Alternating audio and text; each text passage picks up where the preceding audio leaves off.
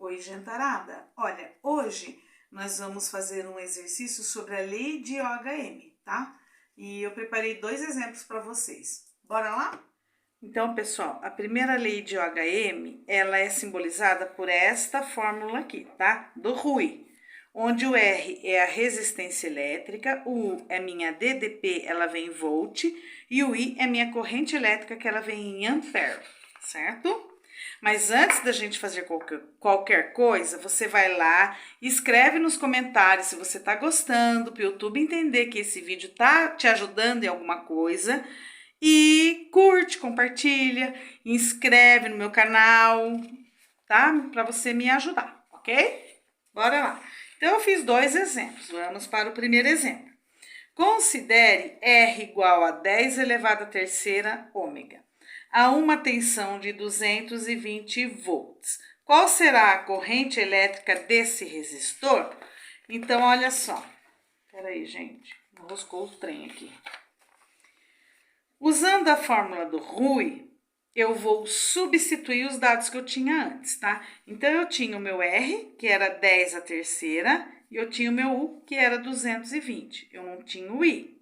Então, eu substituí, coloco um embaixo do 10 e multiplico em cruz. 10 a terceira vezes I, 10 a terceira I. 1 vezes 220, 220. I, isolo I, quem sobrou do outro lado do sinal do igual? 220. O que eu faço com o 10 que está multiplicando? Ele vai passar dividindo. Então, ele vai ficar assim, ó. 220 dividido por 10 a terceira. O que eu faço? Tem duas maneiras para resolver esse exercício aqui. Ou você lembra da propriedade de potenciação que a gente tem, que na divisão subtraiu o expoente, ou você usa aquele método prático, né? Aquele macete que você já sabe. Todo número que tiver elevado ao expoente no denominador, ele sobe no numerador trocando o sinal.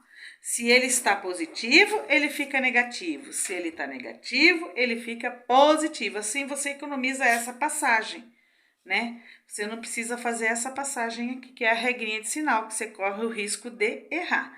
Mas, se você quiser, ele poderia ficar assim. I igual 220 vezes 10 menos, porque ele está na divisão, o mais 3. Menos com mais, menos, vai dar menos 3. Tá vendo que você poderia ter feito direto? Você poderia ter colocado 220 vezes 10 elevado a menos 3. Aí, minha gente, ficou esse resultado aqui. Mas eu tenho aqui o 220, que é um número muito grande, né? E termina em zero aqui. Então, o que eu posso fazer para diminuir esse número aqui? Eu posso andar com a vírgula da direita para a esquerda. E aí, ele pode ser simbolizado assim, ó. E se eu andei duas casas, meu ponto tá aqui. Eu andei 1, 2, duas casas da direita para a esquerda, eu vou fazer o quê? Somar ele aqui no expoente. E aí, você faz a regrinha de sinal, você faz de novo a subtração.